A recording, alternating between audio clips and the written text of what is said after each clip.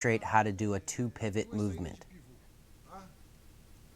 From your fighting stance, you first execute the pivot we just covered.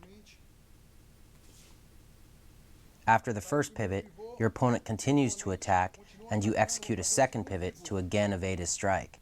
This second pivot is a little more complicated. It demands a little technique. But if you dedicate time to practicing it, you'll begin to use it with ease. One pivot, now the second pivot. The counterattack is optional. You can escape and then attack with a punch or kick, but the most important part is to execute both pivots and evade your opponent's relentless attack. Just as with the previous technique, you're going to end up with your opposite leg forward. I started with my left foot forward, and I ended after both pivots with my right leg forward. Although this might be a little hard to manage when first starting out, utilizing movements such as these will confuse your opponent. No matter how hard he attacks, he won't be able to find you because you're always one step ahead, always cutting angles.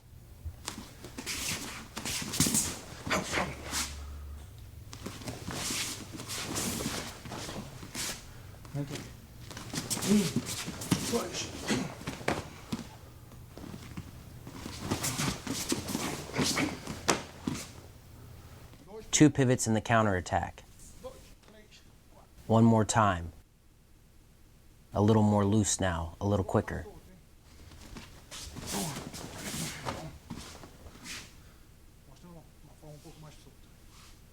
Now I demonstrate how to take two backward steps and then execute a pivot, a combination of movements that comes in handy against an advancing opponent.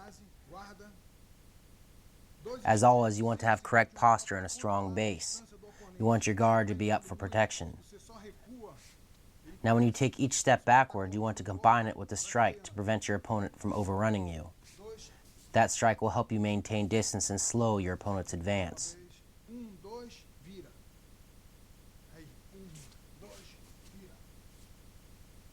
So you take one step, another step, and then pivot.